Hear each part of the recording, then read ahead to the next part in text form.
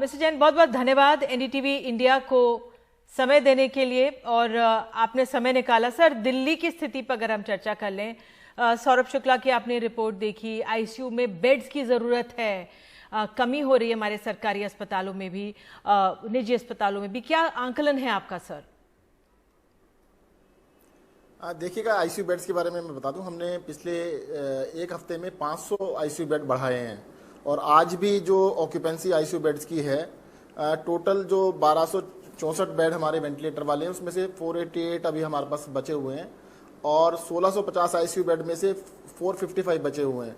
लगभग 60% के करीब ऑक्यूपेंसी अभी आईसीयू बेड्स की चल रही है। 40% बेड हमारे पास हैं, और हम इसको फर्दर बढ़ा रहे हैं। अभी हम लोग प्राइवेट में भी और सरकार के अंदर भी आईसीयू बेड्स की संख्या और बढ़ा रहे हैं। सर, ज्यादातर लोग प्राइवेट को प्रेफर करते हैं, क्या कारण आप देख रहे हैं? क्या विश्वास नहीं है? क्यों ऐसा हो रहा है? नहीं, ऐसा नहीं है। देखिएगा, जो पहले फर्स्ट वेव थी उसके अंदर ज़्यादा जो हमारे कंजस्टेड एरियाज थे, हमारे स्लम एरियाज थे, उसमें ज़्यादा इन्फेक्शन था। इस बारी जो इन्फेक्शन देखने में आ रहा है वो जिन एरियाज में पहले था वहाँ बिल्कुल कम हो गया है, और इस बारी middle class, upper middle class, अमीरों में ज़्यादा हो रहा है। तो अब वो लोगों को बहुत सालों से, आज से नहीं, मतलब दशकों से, काफ़ी सालों से प्राइवेट की आदत रहे, तो इसलिए वो प्राइवेट को प्रेफर कर रहे हैं। ऐसा नहीं है, अभी भी सरकार के अंदर जितने पेशेंट प्राइवेट के अंदर उतने सरकार में भी हैं, पर हाँ ये जरूर है कि इस बारी मिडिल क्लास और अपर मिडिल क्लास के साथ इन्फेक्शन चल रहा है, तो इसलिए वो ज़्यादा प्रेफर प्राइवेट को कर रहे हैं। दूसरा इसके साथ साथ क्या है कि दिल्ली से बाहर से लोग आ रहे हैं, बहुत बड़ी संख्या में इलाज कराने के लिए, मतलब दूर दूर से आ रहे हैं, यूपी से हैं, बिहार से हैं, झारखंड से हैं, मध्य प्रदेश, राजस्थान से हैं।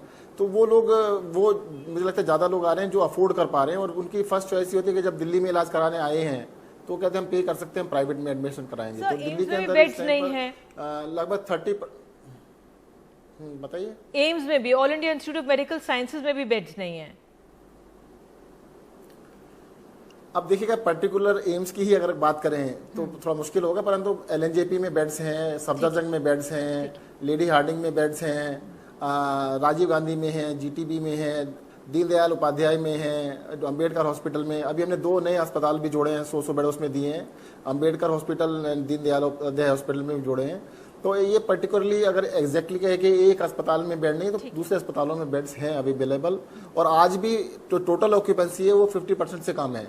हमने पिछले एक हफ्ते में टोटल बेड 1000 से ज्यादा बढ़ाए हैं, और आईसीयू बेड 500 से ज्यादा बढ़ाए हैं। ठीक है सर, क्या अब आगे की मैं आपसे पूछ लूं कम्युनिटी स्प्रेड के बारे में। आपने कहा जिस तरह से अब ये अपर मिडिल क्लास में फैल रहा है, आपको लग रहा है, वैसे तो ये केंद्र जारी करेगा जो संस्थाएं, लेकिन आपको लगता है ये कम्युनिटी स्प्रेड हो चुका है अब?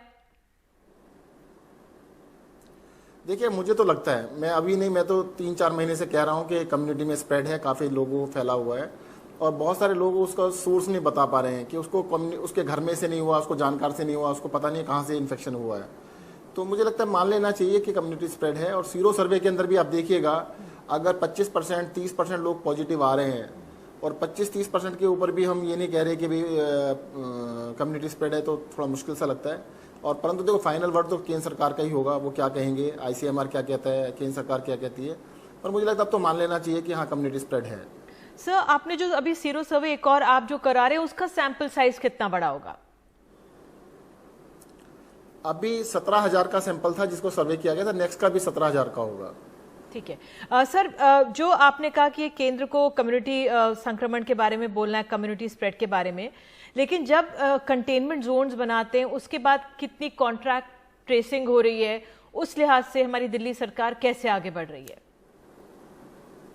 नहीं, देखिएगा, मैं यही कह रहा हूँ कि अगर कम्युनिटी स्प्रेड को हम एक्सेप्ट कर लें, अभी आपको नहीं पता लग रहा है कि इन्फेक्शन कहाँ से, कम्युनिटीज में इन्फेक्शन है। आज की कम्युनिटी स्प्रेड किसे कहते हैं कि आपके कम्युनिटी में फैल चुका है काफ़ी बड़ी संख्या में। दिल्ली के फर्स्ट सीरो सर्वे में 23% आया था, सेकंड में 29% आया था। अगर आबादी के 29% लोगों में कोई इन्फेक्शन फैल चुका है तो उसको कम्युनिटी स्प्रेड कहना ही चाहिए।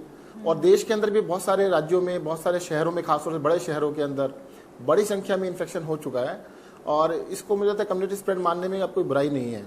ठीक है, तो उसके बाद क्या फिर कदम आप लोग उठाते हैं? अगर कम्युनिटी स्प्रेड हम मान लेते हैं तो क्या बदलता है एक आम नागरिक के लिए? देखिए, एक्सपर्ट्स का ये कहना है कि कम्युनिटी स्प्रेड मानने के बाद फिर सबसे ज़्यादा स्ट्रेस इलाज के ऊपर होता है कि जिसको भी बीमारी हो उसका तुरंत उसका अच्छे से अच्छा इलाज किया जाए। इलाज के ऊपर सारा स्ट्रेस होता है।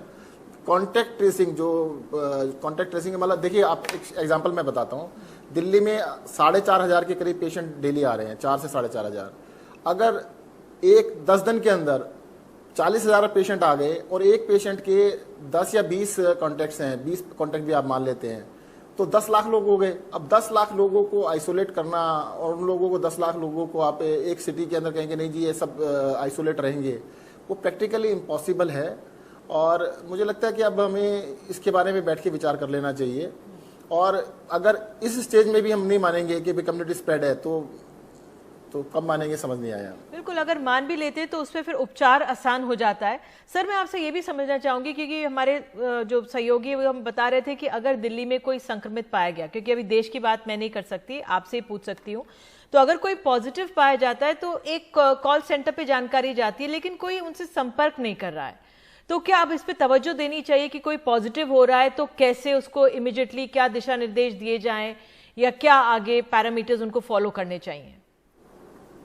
देखिएगा, जो भी पॉजिटिव आते हैं उसको कोशिश की जाती है कि उसी दिन फ़ोन पे कांटेक्ट किया जाए और दूसरे दिन हमारी टीम भी उसके घर जाती है। जितने भी लोग हैं, जो भी पॉजिटिव पाया जाता है, हर इंसान के घर पे हमारे लोग जाते हैं, उसको पल्स ऑक्सीमीटर देकर आते हैं, बाकी कुछ दवाइयाँ दे के आते हैं, उसको सारा प्रोटोकॉल समझा के आते हैं। अगर आपको एम्बुलेंस की ज़रूरत है या आपको कोई भी दिक्कत है, CDMO का नंबर दे के आते हैं।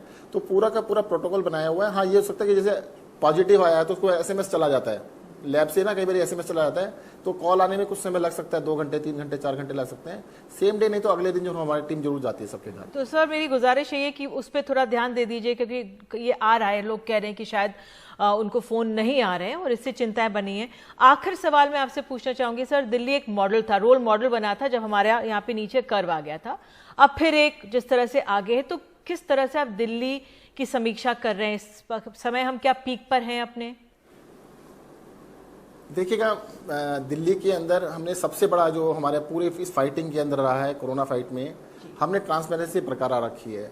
हमने किसी भी क्रिटिसिज्म को, किसी भी चीज़ को हमने गलत नज़रिए से नहीं देखा है। जो भी हमारे सुझाव मिले उसको हमने इम्प्लीमेंट किया। सबसे बड़ी चीज़ ये है कि दिल्ली के अंदर जो भी केसेस आ रहे हैं, हमने कोशिश, देखिए हम 17-18 हज़ार टेस्ट कर रहे थे, जैसे ही थोड़ा सा पॉजिटिविटी बढ़ी तो हमने एकदम से टेस्ट बढ़ा दिए। हमने 60,000 से ज़्यादा टेस्ट रोज कर रहे हैं। उसका मकसद ही है कि कोई भी एक भी इन्फेक्टेड ना बचे, हम उसका तुरंत उसको पकड़ सकें जो भी इन्फेक्शन है और उसका इलाज करने में मदद कर सकें।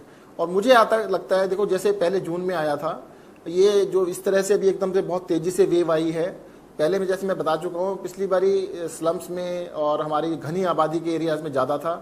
इस बारी middle class, upper middle class और इस बारी गाँव में भी है। पहली बारी जब जून जुलाई में था, वो गांव के अंदर जो दिल्ली के गांव हैं जो आउटर एरियाज में हैं, बिल्कुल नहीं था। इस बारी उन एरियाज में हो रहा है जिसमें पहले नहीं हुआ था। अगर आप देखना चाहे सीरो सर्वे में जिस एरिया में ज़्यादा था, अब उसमें इन्फेक्शन बहुत कम हो गया है। जिन एरियाज में इन्फेक्शन बहुत कम था, जैसे साउथ वेस्ट था, पहले बहुत कम था, तो उसके अंदर बढ़ गया है। तो अभी इन्फेक्शन अलग लोगों में पहुंचा है। मुझे ऐसा लगता है कि जैसे पिछली बार भी 15 दिन या 21 दिन के करीब बहुत ज़्यादा रहा था, अभी भी हफ्ते भर में डेफिनेटली ये स्लो डाउन होना चाहिए और 2 हफ्ते तक काफी कम हो जाना चाहिए। जी, बहुत बहुत धन्यवाद सर, NDTV इंडिया से बात करने के लिए, अपना समय देने के लिए। तो सत्येंद्र जैन जी का भी मानना है कि कम्युनिटी स्प्रेड दिल्ली में है, उसको मानने में कोई गुरेज नहीं करना चाहिए और अपना ध्यान हम लोग को जरूर रखना है।